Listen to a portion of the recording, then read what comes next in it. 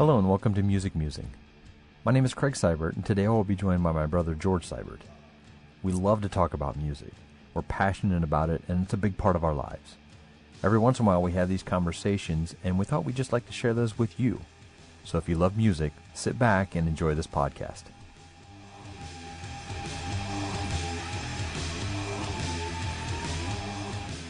Okay, welcome back to Musing. Got my brother on the line. How we doing? Good. We're on episode 9, heading towards that big 1-0. Yeah. Gonna do a weird one today. I'll just kind of catchphrase it and call it the one-liners.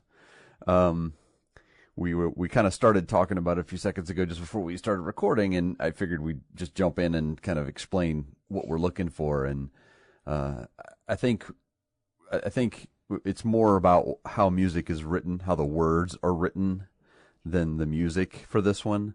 Sure. And we're just kind of looking at songs that have that one line that just reach out and grab you and pull you in, and you're either waiting for that line, or that line kind of ties the song together. Or I think that's what we're looking at. That's kind of the way you took it? Oh yeah, 100%. I mean, there's that, and even to pull into our, heavily opinionated podcast, it's how it makes you feel. If that line, even if the song is average, and you get to a line that makes you, oh man, that makes you think or feel a certain way, or makes you think of a certain thing or person, right. Even.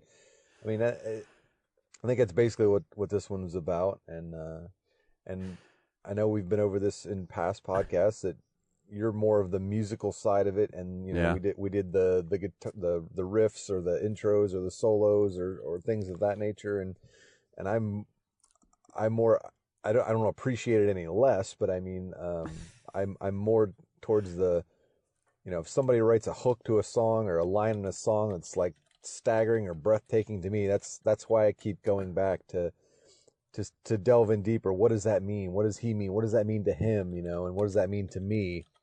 Versus, the musical part is mostly feel, how it makes you feel. Right. It gives me, certain riffs give me goosebumps, certain intros to songs give me goosebumps, and certain lines, certain hooks, certain choruses even give me goosebumps. Right. And I, like you said, I wait for it. And very few of these do I have to suffer through a mediocre song to get to one good line. Well, hold that thought. Yeah. And I think that's, you and I, we talk ahead of time. We kind of give each other a little bit of time to think about the next episode. Sure. And what we're going to talk about. Yep. And I don't think that's a secret out there to the podcast world. No. That happens on a regular basis. A lot of the guys that I know that do podcasts do the same thing. They talk about it ahead of time. They know what they're going to come up with. And I didn't struggle with this, but I know that in just short discussions with you have your cup runneth over on I said this. I had to stop because I had don't laugh. I had my old clicker wheel iPod out on shuffle, and it seemed like everyone that came up, oh damn it, that's I really I did had to shut it off, and I sent you a picture of the two pieces of paper, and what I didn't send you was they were both front and back. Well, wow. Okay. So I'm just going to jump in. I'm actually going to take the lead on this, even though I think you've got a lot more to say about it. I wanted to kind of take the lead, and I'm going to hit the hardest one, honestly, first. Not hardest. I'm going to hit the probably the biggest descriptor. I'm going to hit the biggest descriptor for me of what this podcast is about. And I know I would bet you my car I know which one you're going to do. Okay. You can check out any time, but you can never leave. That wasn't it. I would have lost my car. That's kind of what I wanted to do, but I wanted to use that as the quote unquote example for what we're talking about. Yes. We had a conversation a couple podcasts ago about songs getting overplayed on the radio and not being able to hear, other songs, new music, or other songs by those bands that aren't the mainstream stuff. Correct. And I I don't like this song. You know, my son's 10 years old and he loves the song. I'm not sure why, but I'm not a huge fan of the song because I've heard it so many times. That's I mean, it's exactly a classic. Where I'm at, yes. Right, but it's a classic. It's an iconic song. Sure. And when it comes on, I'm like, okay, do I want to change? And then I think there's that one line that when you get to it, it's like the whole song summed up.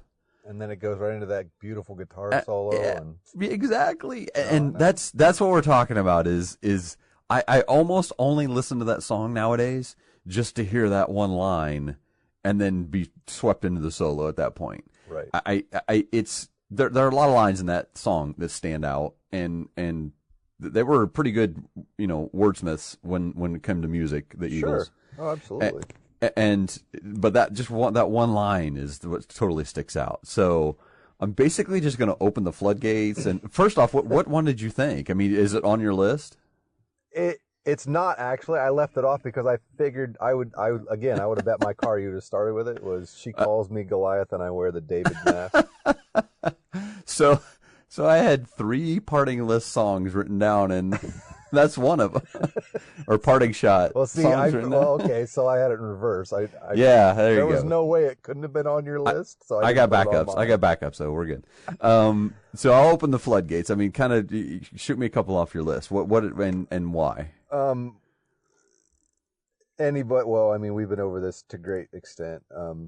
More Than a Feeling's Boston, More Than a Feeling. The first lines to that song is, I looked out this morning and the sun was gone.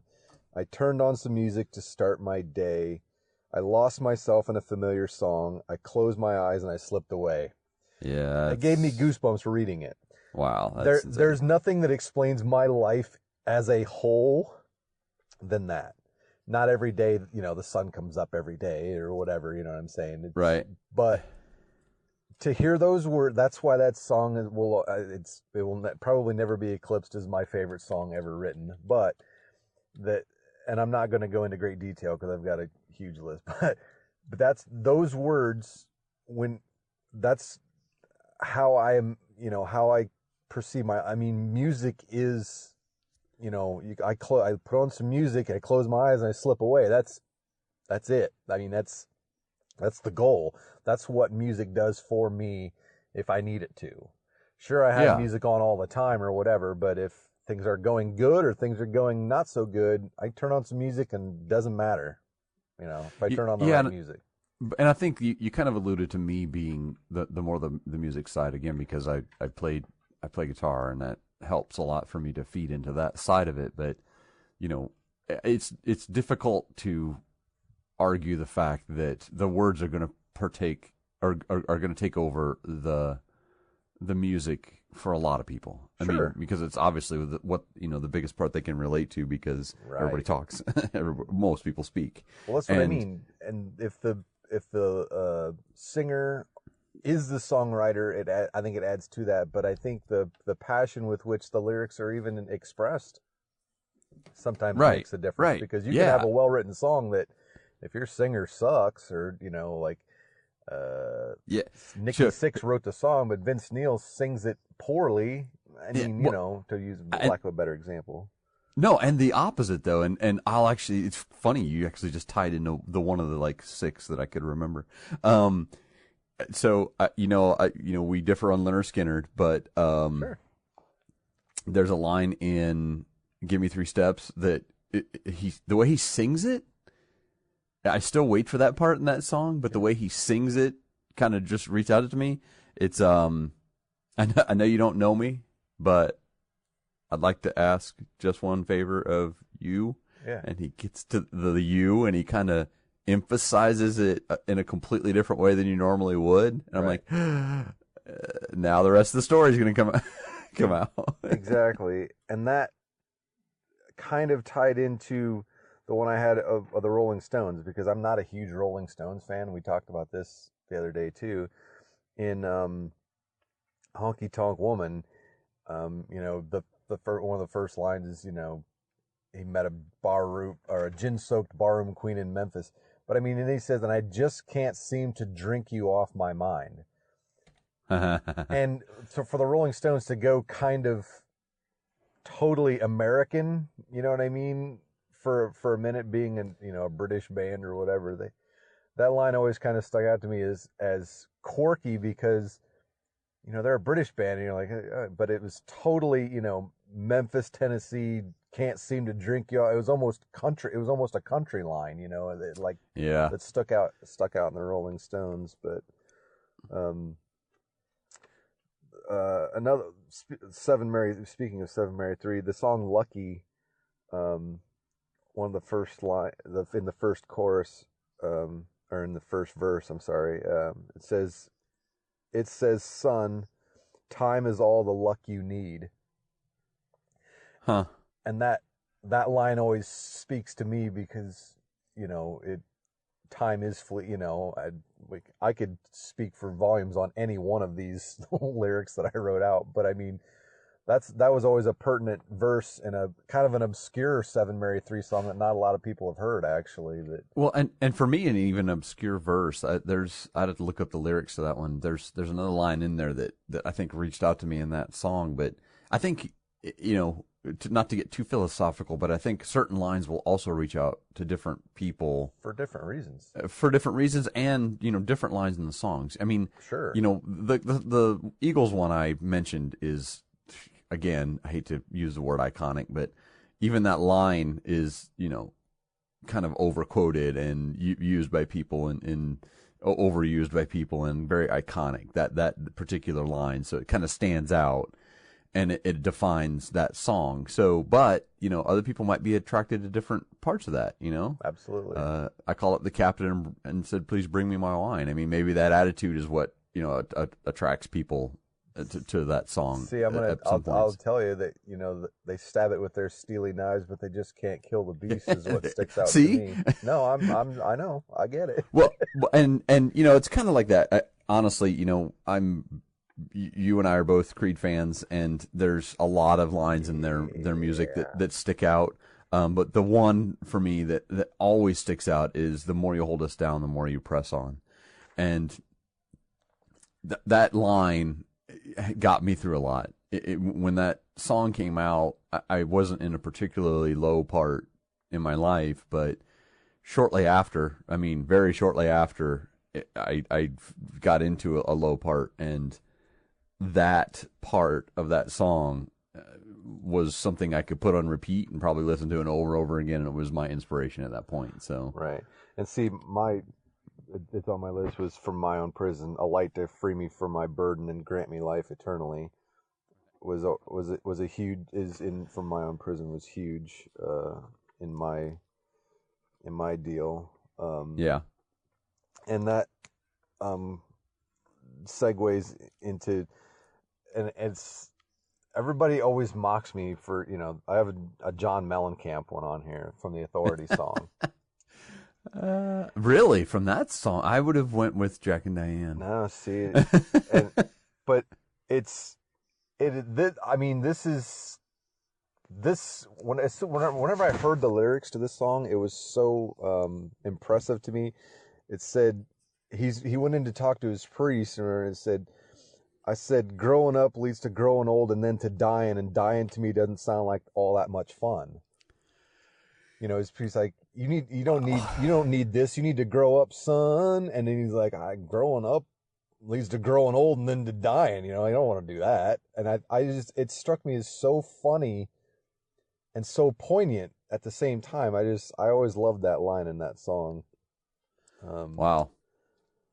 Yeah, and it's interesting too, because, again, I think, I don't know if we talked about it actually on the recording, if we did talk about it just before, I think we pick the same, we have a lot of similar taste in music. So sure. I think we sometimes pick the same bands of things that we want to use for examples. Right. And, we still have diversity in what we listen to, but when we pick those same bands, it's kind of odd that we're picking, different songs and different words that actually reach out to us from those bands. But what we said before is that, if bands are writing good lyrics, it's not one song that they're writing good lyrics on. Yep. they're lyric writers. They're really good at putting stories or writing words or, for lack of better terms, poetry. Sure. And passing that idea on or that feeling on or, what they're hurting on. And, a lot of people used to say, writing good music means you have to go through a tragedy or you have to be, depressed or something to write good music. And, a lot of the stuff that I wrote in our band, I wrote as poetry when I was having dark times. Yeah. And it just got translated into music at that point. And some people, some musicians might do that. Some of them write it on the spot. But I think like what we talked about, that when you're writing good lyrics, those lyrics kind of flow through each song. Sure. And you can look up a lot of these bands that we're talking about and probably find other lyrics in their songs. Or if you're fans already, you could probably find those other lyrics or those other standout lines. Sometimes we're talking about iconic lines like the Eagles one, but a lot of times we're just talking about ones that have reached out directly to us. Yeah. But a lot of them are going to end up being those iconic lines because a lot of people have gone through roughly the same, at least the same aspect of what we've been through. Because right, exactly, as human beings and as purveyors of this life and spinning on this rock, we all do kind of go through the same basic generalized situations. Yes, everybody is different. Every situation is not the same, but we all get that. And we've said this before, music is what ties that together, what connects us in a lot of ways. Yeah, especially for us. Yeah, exactly. And some of this, a lot of the songs, lyrics that I wrote down, again, I would hear this beginning of the song and I knew exactly what line I go to as it started and why it causes that effect. And some of them were, whatever, divorce. Some of them were, whatever, old girlfriends or even just old friends or jobs or situations where you wanted to break something or whatever it was. I should say I wanted, it was just, there was a lot of things that this writing them down and reading them opened my eyes to how my life was in the past. And that's a deeper statement than it sounded like. It really opened my eyes to what I try to follow or what I try to believe or what I don't want to believe anymore, what I used to listen to, even things of that nature, things that I don't want to go back to. And it was one in particular, to try to keep this moving, The Smithereens, The Blues Before and After. Oh man, that's digging way back. I know the song. Lyrics probably don't stand out for me like they do you, but it's just as always you have gotten your way, just a normal complication in a typical day. And that's brilliant to me. That's just there's however many words there's so much going on there, and I think about things that happened in my past, like, man, that guy got it, type of feeling and that's the way I got on a lot of these. And I have everything, like I said, from John Mellencamp to Pantera to Lamb of God, Arctic Monkeys, Mumford & Sons, Smithereens. If let's do this real quick. Grab like 5 that aren't really deep to you, okay, but are kind of standout ones that everybody's gonna kind of know off of a song. Because it got so much radio play, it was Arctic Monkeys, Do I Want to Know? Oh, right, okay. And it, I think it's might be second verse. It said, "'Cause there's this tune I found that makes me think of you somehow when I play it on repeat until I fall asleep." Wow. And it makes, I don't think I've ever listened to that. And it makes me think of, that kind of sums this thing up. It's like it does. There's a song that I play. There's this song that I found that makes me think of you somehow, and I play it on repeat until I fall asleep. It's everybody. I guarantee anybody listening just thought of a song that makes them think of someone else. Yeah, exactly. Yeah. And that's what that lyric did to me, for me, was it stood out as holy crap, that's huge. And maybe more recently, Royal Blood's Out of the Black. It's I got a gun for my mouth and a bullet with your name on it. Such a strong song, man. Those guys do not get enough credit right now. No, seriously. I agree, and I know I turned you on to them a while back when it first came out, because I heard that song and I'm like, I think you text me back that like your ears were bleeding from your earbuds. Yeah, that song just blew me away. And then when I found out it was two guys, I was like, wow, that's really impressive. But that line always stood out to me: is I got a gun for my mouth and a bullet with your name on it. Yeah. And again, that points to, the words, the lyric, whatever it is, how intense, whatever the situation is, or how intense the situation is, that's a pretty serious line, I thought. It is. And I think I had this kind of set up to catch halfway and steer us a different direction as well.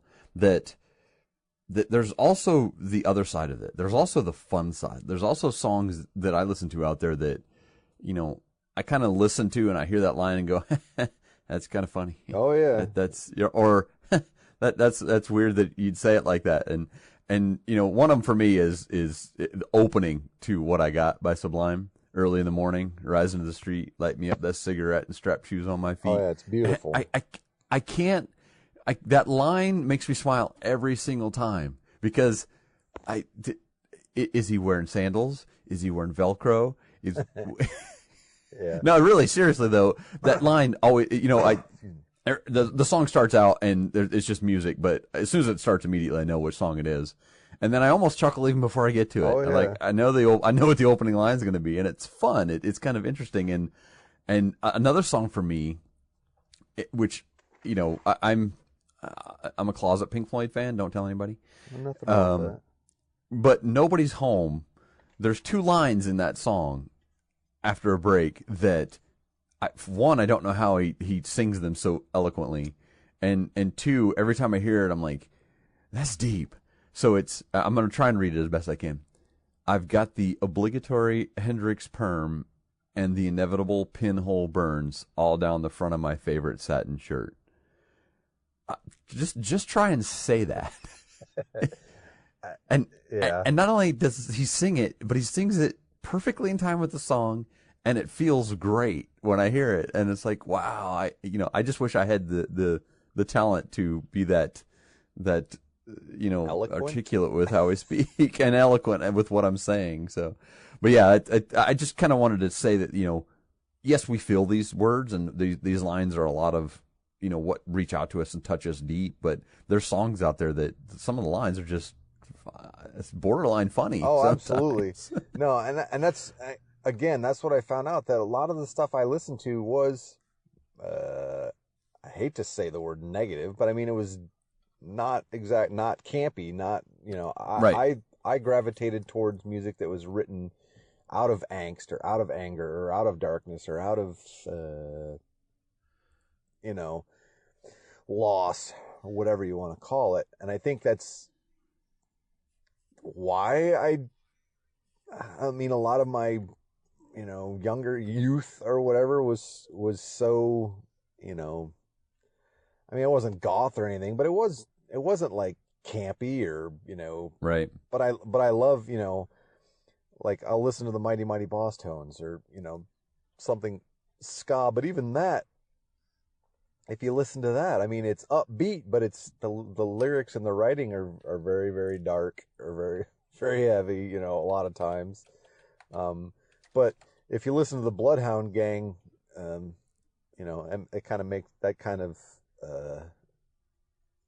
it changes your perspective on music to me. Like, The Bad Touch is, just about every line in that is hysterically written. It's inappropriate, but it's just hysterically written. It's like so tragically goofy. I'd appreciate your input. It just doesn't. I don't know how to explain that genre of music, and I think to excuse me, to go off course just a little bit, I think that's what we talked about before in the country music thing. Lyrically, there wasn't anything of substance that I wanted to listen to. You know, if you're writing songs about, you know, your tractor being sexy or a red Solo or a plastic drinking apparatus, I wasn't really feeling it. Didn't really get into it. Right. And there are great singers, songwriters, and performers in country music, but I always gravitated to things that stood out to me. You know, my favorite line in "Caught in a Mosh" by Anthrax is "Talking to you is like clapping with one hand." Yeah, I was gonna say, when you went to Anthrax, that's one that stands out for me too. And you know, I wasn't a huge Anthrax fan, but I think through you, I gained quite an appreciation for him. And that one line, you're right, was one that always stood out to me. Yeah, I mean, that whole song kind of spoke to me as an anthem for my youth. You know, stomp, stomp, stomp, the idiot convention. Which one of these words don't you understand? And as far as you know, funny, I mean, you could read "I'm the Man" word for word, and as goofy as that song is, much like the Floyd song you just referenced, it's so eloquently stupid. You know, they cut their crack, they offer joints, we don't do drugs, do you get our meaning? Its point, you know, because it didn't rhyme, you know, but it worked so well, but it was hysterical. I mean, I cannot listen to that song without laughing, you know, because I'll be honest with you, it's let me take a second to touch on what you just talked about, because it's pretty important. But the last song you mentioned is kind of another direction I wanted to go with, but to touch on the strong lyrics and the strong one-liners, you know, Pearl Jam is a very prolific band, and they write some amazing lyrics. And even, you know, 10 had an album full of just basically amazing lines. Absolutely. But the song "Wish List" for me has been probably one of my top 10 songs to listen to, probably one of my top 5 songs to listen to by Pearl Jam. If I want to hear a really well-written song, I don't know if you've ever even heard this song before, but basically he's wishing that he was something so he could do something else. And the second line in it is just, it strikes me in so many different ways, but it's, I wish I was a sacrifice, but somehow still lived on.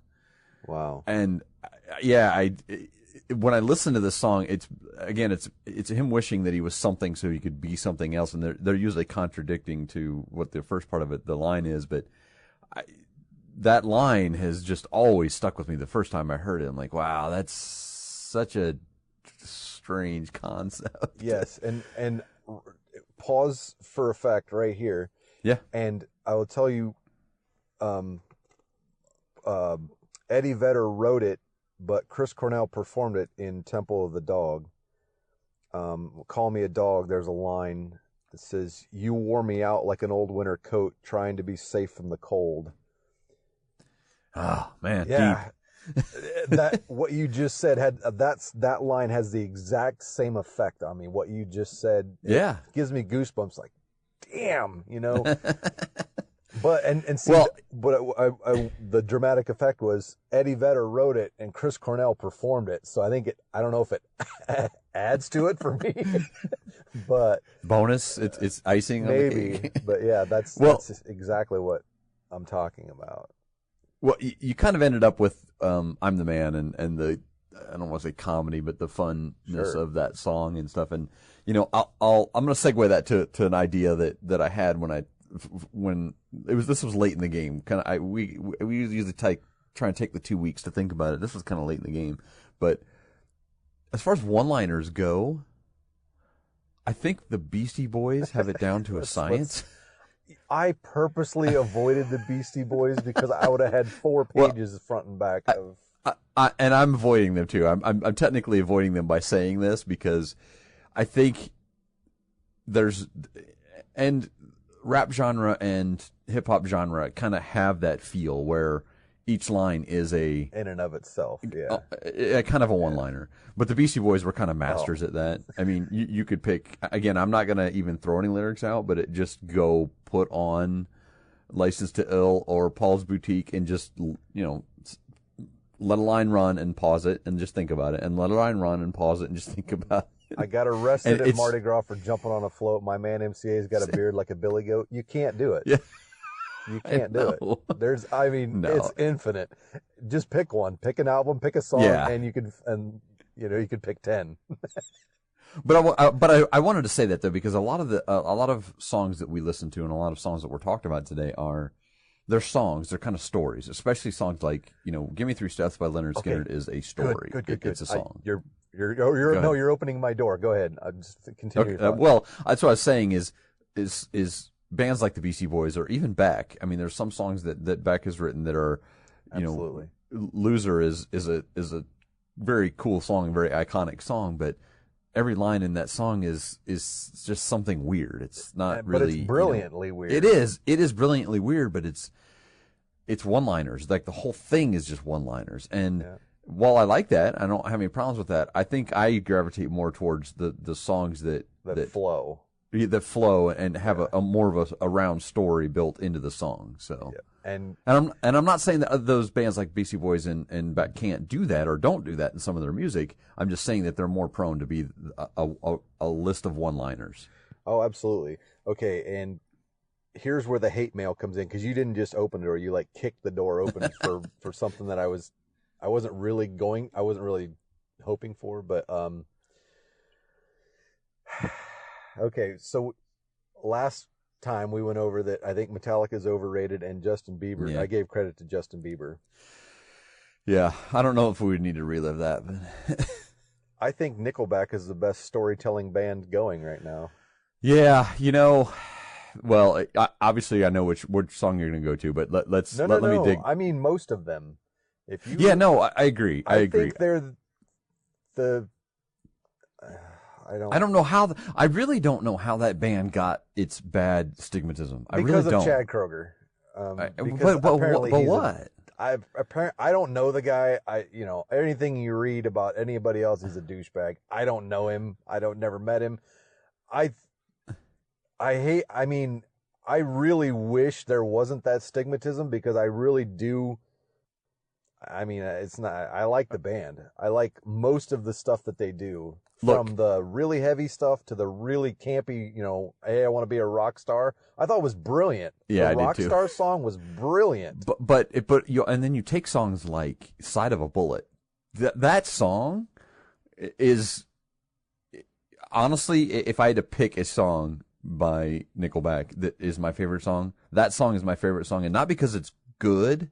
Not because it's written about something that we both care about, but the fact that they took the exact solo from a song from Diamond Darrell's Pantera solo and put worked it into that song. But they played it though. They didn't use. Yeah, no. But to take that and to write something about, I think that band really gets a bad rap, much more than it should. I agree, and I equate them to this generation. I say this generation, half a generation's ZZ Top, because I think ZZ Top got, I don't want to say mocked, but kind of disrespected for their innuendo and they still got tons and tons of radio play, but so is Nickelback. Nickelback sold tens of millions of albums. Yeah. And I think it's, but do we say it's just haters hating? I mean, because I think to an extent, because ZZ Top, have you heard some of the stuff that they've done recently? No, I haven't listened recently, to be honest with you. But I will. I'll go check it out at this point. It's, there's a song, I couldn't even tell you the name of it. I just heard a clip of it the other day. It was something about a couple lighters on his dresser or something. It's like this bluesy, dirty, really, really good. I mean, they slowed it down, and they it's almost like, I don't even know how to explain it. It's more blues, like juke joint blues, than it is ZZ Top rock and roll. That doesn't surprise me though. No, it doesn't surprise me. But I think it's a brilliant move on their part to stay quasi relevant anyway. Yeah. But no, what you said about story songs that tell a story. Nickelback is. Yeah. Listen to. I mean, if you what the hell's the one about Never Again? About his dad beating his mom up and his mom blowing his dad away or whatever. You know, I mean that's wow. Well, I mean, no, and I really thought you were going to kind of go with the new one that just came out. The about Judas. Yeah, no, I mean most of their stuff is well written, whether you like his voice or not. But I mean, I like that they're extremely heavy, but they're a party band. I mean, I saw them in concert. I'm not gonna lie. Yeah. Yeah, well, I you know, it's. Yeah, I don't want to get too deep into no, absolutely that not. because we could honestly have an entire conversation about bands that get bad raps that shouldn't. But yeah, in fact, maybe I'll put that on the list. But yeah, I agree with you. I think that lyrically they're a very extremely underrated, and it kind of fits in with what we're talking about right now. Is they have written some extremely good lines and really well written stories. I think they're in a little bit of an exception where their songs are stories versus more than one-liners. Like we talked about the difference between back. I think they're more of a complete, total package song than that waiting for that one line type of feel. So we're getting close on time, but I know there's probably 4 or 5 more you want to jump on. Anything that sticks out on your list you want to kind of throw at? Mumford & Sons' White Blank Page. You desired my attention, but you denied my affections. Deep. Oh, that's. Yeah, I mean, if any guy or girl has ever been friend zoned or whatever, I mean, I was just gonna say that sounds like a painful line right there. That's pretty. Yeah, no, yeah. At best, painful. And let's see. The two really heavy ones that were really dark for me, I did want to get them out there, like because of the whatever non-campiness. Pantera in Shedding Skin, blood on my face that came from your face. Meaning, you know, the guy. I mean, it was a fight, obviously. That, you know, right. The blood on his face came from the other guy's face, and I was like. When I was like really pissed off, I'm like, that for some reason, that line stuck out to me so bad. I was like, wow, you know, that whatever the cause was, I'm not a violent person by nature. I'm just not. I mean, I avoid confrontation and fights at all cost. But, you know, I kind of lived vicariously through Pantera because it seemed like, you know, the aggression and the anger was plenty for me because just listening to it got my heart rate up. And the other one was in Break You by Lamb of God. It says, "You taught me hate, I'll teach you fear. Open the eyes and kill despair." Man, I kind of went into this thinking we were gonna, talk about. I know. Unicorns and mine. Sheep mine was that's what I told you earlier, that mine was very, very dark, and I read it. I started reading these. I'm like, man, the stuff I listened to is scary. but I don't. I'm not saying that as a judgment. I'm also saying it as, those lyrics reach out to you, and those guys wrote those lyrics because they either touched them, or they knew it was going to reach out to someone anyways. Yeah. And, years ago we're going to date ourselves, but when you bought a cassette or a CD, you opened the insert cover, and read the lyrics because the lyrics were there. Yep. Oddly enough now, Google's out there and can search up lyrics. Kind of what I've been doing while we've been talking is finding ones so I don't misquote them sometimes. Right. But it seems like less people are going out and paying attention to that, and finding that deep lyric that fits them. Now I'm saying this from my perspective, but it just feels like less people are out there looking at, what this band's saying, or what are they saying about this, or did they say that, or did they say that because they wanted me to feel that? And see, I think that's spot on, because I'll play songs for my wife who's completely clueless to it and say, did you hear what he said? It's like, oh, wow, I never listened to that. I never, I just like the tune or whatever it is. And I think I think we've touched on this in past podcasts too, that there's a zombie effect where if it doesn't entertain you for more than a couple seconds, people lose interest that fast nowadays. It is because they can't listen to 4 minutes of a song to get to you can check out any time you like, but you can never leave, and then listen to a beautiful guitar solo with two guitarists that are stellar. Yeah, they don't want to wait that long. Right, exactly. I mean, it's sad but true. They don't want to hear something, or worse yet, they don't want to hear something that makes them feel a certain way. They want to keep that feeling buried, or or whatever it is. They think Justin Bieber's got a great voice, so that's where they're at. He could sing the phone book, and I would love him. So I want to leave a little bit of space for my parting shot. And, sure, go ahead. Do it. No, I mean, that was most of what I had. Okay. Yeah, I mean, we honestly, we could probably revisit this. Yeah, we could probably revisit this and still have another episode to go on, like part 2 or something. But I'm gonna throw a parting shot at you. Ready? Yep. Some call me a killer, some call me a hero. See, I had that written down. Did you really? Yeah. It's not really my parting shot, but nobody's gonna know that one. I will send you a picture of my notes that it's got an asterisk by it, but it is scribbled out because I'm like, nah, nobody would know that one.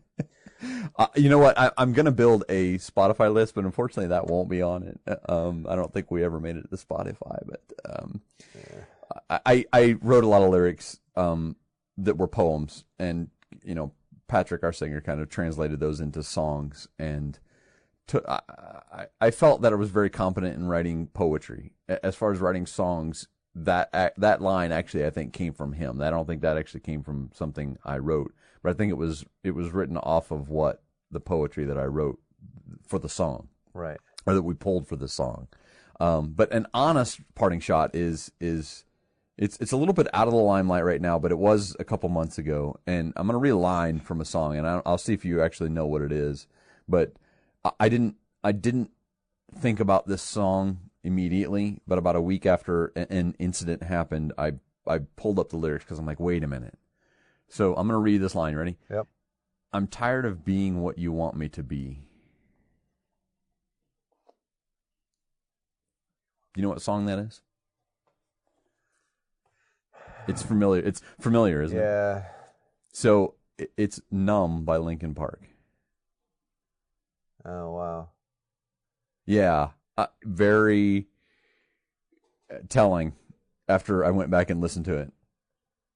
You put I'm gonna double back. I'm gonna use that same bullet and shoot you with it, because when Scott Weiland passed away, you posted "Too much tripping and my soul's worn thin."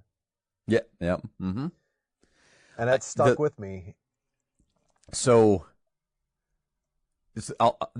we're listening to these lines, and these lines stick out to us. But man, there's right. I don't know. The parting shot was kind of for both of us today, because there's so much awareness out of Me Too right now, with people kind of flocking to that, not being right assaulted or sexually assaulted. And in the past there's been other things to cry to, and sure. I'm not saying cry in a bad way, I'm saying that in a good way, but these guys have an outlet for that. Yeah. Yeah, and to put those one-liners out there, start to pay attention to me and look at what I'm feeling. And it's kind of sad that a lot of people that are in this Me Too movement don't get that outlet, don't get that say. I mean, they're getting it now. They're actually getting recognition now. Sure. But for musicians, and for me to look back at that line, like, I think I waited for a couple of days to start kind of weeding through their stuff. I wasn't a huge Linkin Park fan. I liked their stuff. It was good. It wasn't bad. I actually saw them in concert, oddly enough. Yeah, so did I. But the first song I pulled up was "Numb," and I went, God, that's it's right there. It's the first line of that song. And it's right there. And you know what? A Place for My Head is, there's always a line that stuck out, and I don't have it written down, and I don't want to butcher it, but I think it's to the effect of the sun doesn't give the moon a favor and the moon expecting the moon to owe it one, or something to that effect. Here, I'll look it up and give it to you. Okay. Shining with the light from the sun, and the sun doesn't give light to the moon, assuming the moon's going to owe it one. Right. That line. Oh, man. Yeah. And you know what's right after it? I'm gonna read you the line right after. You ready? Yeah, I know. Yeah, go ahead. It makes me think of how you act to me. That's what I'm talking about. Ooh. That's what I meant. That whole. If people listen to the lyrics, it's a roadmap. Yeah. I mean, to a lot of bands, it's a roadmap. To the writer, or the singer, performer, or that band in general, it's a roadmap. And to lighten it up just a bit, I heard "Rockin' Is My Business" by the Four Horsemen came on my iPod shuffle. No, it wasn't a shuffle. It was just an old clicker wheel. But anyway, that song is about the music industry, and like basically, pick one, Rock and Roll Band by Boston. They write songs about the overbearing music industry wanting Tom Petty had one. A lot of people have written songs about the industry. Right. I mean, it's the industry. It's funny. I'm just now remembering one of my lines was the cover of the Rolling Stones by Dr. Hook. That there again. Pick one, pick a line, because they're all hysterically brilliant. Yeah. But like you said it very well, that there's an outlet, and if you listen to, I mean, if you dive a little deeper and find, and I think that's what this meant for me, was what the lyrics not only mean to me, but what the lyrics mean to the band or the person that wrote it. If it's just to sell records, fine. I'm not judging. I mean, if it's Nickelback and they just want to sell 10 million albums and they write songs like Rockstar and, I need a big black jet with a bedroom in it, good for you. Bravo. If you can make money at it, good deal. Because I saw AC/DC do it for 50 years. I saw ZZ Top do it, the Rolling Stones. Not every one of their songs was brilliantly written or written, deep, in depth. Everything was, perfect, and, but they still sold hundreds of millions of albums, for talking the Rolling Stones. Eagles, same way. A lot of their songs that never get radio play. I think Those Shoes by the Eagles is just an awesome song, and it's just so different from what they put out there. Right. But that being said, if people listen to the lyrics, and that's what I live for in a song. If I listen to new music, and Royal Blood is my perfect example, because when I heard that song, I was like, wow, this song is awesome. And then when I heard what he said in it, I'm like, oh, that's just an awesome line. I got a bullet, a mouth for a gun, and a bullet with your name on it. That's just great, because that just, adds fuel to a fire that I crave, that I search out for that, and if it's love songs, if it's hate songs, if it's, rock anthems, or if it's about the music industry in general, or whatever it is, or if it's a cry for help, if it's about, suicide prevention or mental health awareness or whatever it is. I sent you that song the other day that D2 that Dan Spitz is working on, that was about autism awareness. You said you thought Dave Mustaine had a hand in. It's out there, and this is my PSA for my lifetime. Listen to the music, man. Get into it. Find what moves you. Find what you feel as that level of, man, it just moves you. That makes you, and not just makes you dance or makes you turn the radio up when, a whole lot of Rosie comes on, think about what he's saying. Right. sorry, he's talking about a fat girl at the bar. Yeah. It's just all there is to it. No way to get around that. I mean, that's what he's talking about, and Right. but it's awesome. Right. It's Queen had one, Fat Bottom Girls. If we're Yeah, tying, that stuff together, they don't have to be, not novellas or Shakespearean writing. They can be funny. Lyrics can be funny. They can be serious. They can be intent, and they can have meaning and different meanings. But listen to them, find that meaning, and find what it means to you. And if you want to do a little research, find why they wrote it, or look. I mean, in this day and age, there's so much information. They interview people. Why did you write this? What does this mean? What does this mean when you wrote? Why did you write this way?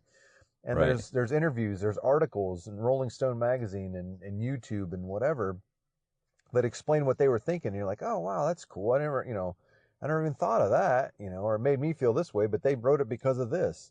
They wrote it for suicide prevention, but I used it for to not be sexually harassed or whatever Right. it is. Exactly. That's the beauty of music, is it's fluid. There's no this is all, every one of these that we've done has been 100% opinion driven, other than the facts of the music that, Right. who wrote it and who sang it and who played it.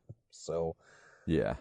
And I think that's a good place to tie it up, because we try and keep these a little bit short, but it's so hard with talking about things that we're passionate about. This one was difficult for me. Yeah, I can't, again, I honestly, I left my notes at work and I tried to piece together what I could, but I knew that you had a lot of things you wanted to say about it as well. So I didn't feel too bad about it but I think that we've kind of hit a nerve, and hopefully we hit a nerve with people out there, and that kind of leaves that next spot open. If you guys want to talk to us about it, you can email us at musingfeedback@gmail.com. Send us a message there, and we can start a conversation. Or I'm public on Facebook and Instagram. George Seibert, Craig Seibert, Sybert. Look us up, message us, holler at us. Yeah. Real quick, if you still have your computer up, I do. look up Power Trip by Monster Magnet, and that's going to be the very first speaking line of that song is going to be my parting shot, is what we're going to close this up with. Oh, wow, I want you to read it. That's pretty scary. Power Trip by Monster Magnet. I must have the wrong song. I got the wrong song, right? No. Who's going to teach you how to dance? Yep. Who's going to teach you how to fly? Who's going to call you on the lame, dope, smoking, slacking little sucker you are? That is so stupid, but I can't not listen to the song after he says it. That's exactly what I'm talking about. It is so bad. I think I'm gonna take your parting shot card away. I think that's my thing. I don't think you're allowed to do that anymore. Not after that song. I mean, next week you'll be picking Justin Bieber or something. No. Well, again, guys, if you want to email us, send us an email at musicmusingfeedback@gmail.com, or look us up on social media, and we'll catch you guys later. Thanks, brother. I'll be there. Yeah, no problem, man. Thank you. Yep. See ya. See ya.